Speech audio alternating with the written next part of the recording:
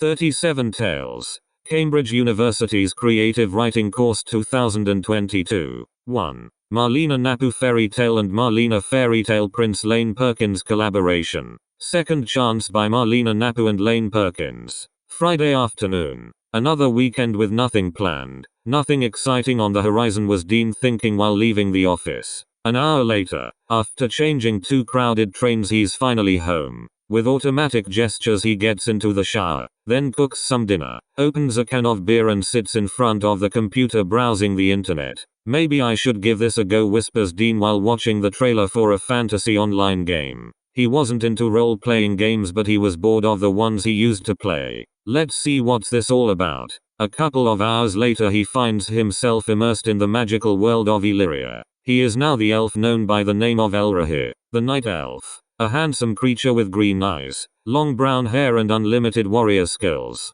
During the next couple of weeks, on weekends and evenings after work, Dean decides to forget about reality. Nothing exciting was happening in the real world anyway. He lives the life of the night elf, embarking on different quests, fighting with the trolls and the orcs, striving to join the great elven guard. Soon, Elrahir becomes the most famous elven knight, known for his skills in battle and for his wisdom. One day, the Elven King himself asked for his counsel. It was on that day that he first met Princess Erin. She was breathtakingly beautiful with deep blue eyes and long blonde hair. But her beauty wasn't her only quality. During his stay at the castle as King's Counsel, Elrahir gets to know Erin's extraordinary fighting skills and finds himself captivated by her knowledge and personality. She was perfect. In short time the two of them were inseparable. This role-playing is taking over my life, said Dean to himself on a Friday evening. Well, nothing exciting is happening in my real life anyway. He barely finished his thought when he heard a ping noise. It was coming from the computer. Somebody sent a message on the player's chat. Would you like to meet? It's Erin. Well, my real name is Ariana. Yes. Let's meet tonight at the Geek Retreat. Okay. Geek Retreat in 1 hour. I hope this is not a prank, muttered Dean while getting out of the taxi. To his surprise, there she was. A cute blue-eyed girl who was smiling at him. They liked each other instantly. They kissed. Finally, something exciting was happening in Dean's real life. Beep beep beep beep beep beep. Dean leant over and pressed the snooze button. 7:25 a.m. 5 minutes before I get up. Dean had wonderful dreams to magic places. Beep beep beep beep beep beep. Dean leant over and stopped the alarm, lifting the covers and allowing his body to receive the chill. Hear the bedroom air. Aware. Better wrestling with the boiler again. Dean yawned and mumbled to himself. The shower washed him and partially washed his dream away. Work seemed dull. The journey into work was just as uneventful. Dean only had to speak a few words today. It was that dram. Games the high street store read. Games. Dean walked in and avoided eye contact with his fellow shoppers. In the dusty rejected games bin, Dean found it, The Magical World of Illyria. The game was priced down from $49.95 to $39.95 to $19.50 to $8.99 to $3.99. So Dean knew 2 things. 1, the game wasn't going to be too good, and 2, if it was a massive saving. I'll take this please, Dean said to the boy behind the counter of games like he was buying an adult video. Here, a dodgy video store. At home, Dean sat at his computer desk. He's body shaped to this position, sat here in front of his screen, and slipped the game box out of its tight labeled plastic carrier bag. Games. The plastic foil over the reduced sticked game was difficult to get out. Dean struggled with it for many minutes, with his nails, with his teeth, before getting a kitchen knife and gentle piercing along the stripe of the game's edge, popping the case and placing the game in its receptive disc slot.